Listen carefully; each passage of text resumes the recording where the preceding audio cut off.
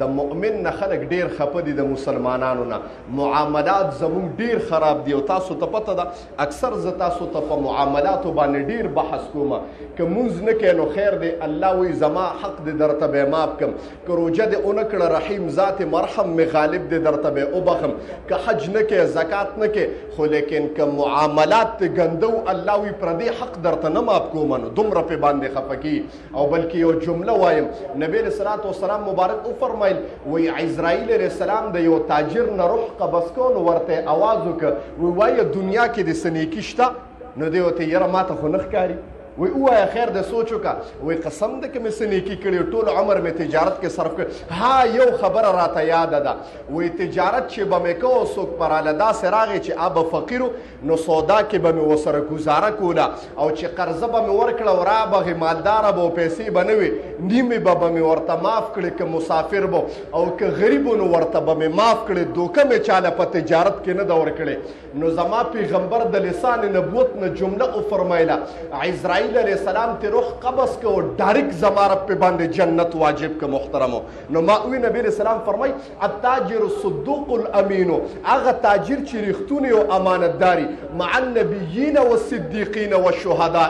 د قیامت پرس به د انبیاء په صف کې الله تبارک وتعالی رافاسي نو محترمو د روپې د پاره او د تجارت د پاره الله وی چې څومره تی رښتونی ها اول کې به د تجارت کمزوري بیا به د زمره دومره لوی تاجر کم لکه چې د انبیاء په صف کې د پاسوم دینه غټه مرتبه نشته محترمو لیکن که ته د دوه ټکو دو دنیا دپاره ته قسمونه او طلاقونه خورې او زه تاسو ته یو عجیبه خبره کوم بس دعا کو نبی علیہ السلام فرمایي وي زما امتی هر څنګه ګناهګار زناکار غلاکر هر قسم ګناهګار کیدی شي لیکن دو ګناهونه پکې نشي کېدی نمبر 1 زما امتی چاله دوکه نشي ورکولی دا د ما امتی نشي کېدی نمبر 2 او زما امتی دروغجن نشي کېدی اوس مونږ تاسو دې وګورو محترمو څونه دوکې ورکو څنګه ځان ته د محمد رسول الله امتي وایي څومره دروغ په خپلو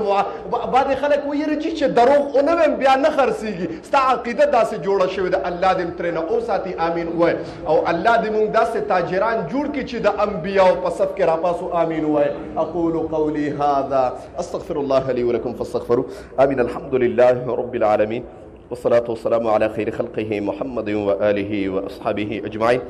الله ما چې سوي دي وره د خدای دربار عالیه کې قبول او منظور کې اول په مال بیا په خدای دې د عمل کولو توفیق را نصیب کې څومره حاضر مجمع ناسته د خدای تاجران دي کاروباریان دي خدای ته په کاروبار کې برکت واچي د هر قسم د حرامو د لقمې او د حرامو د روپۍ او د حرامو د نوړۍ نه خدای وساتي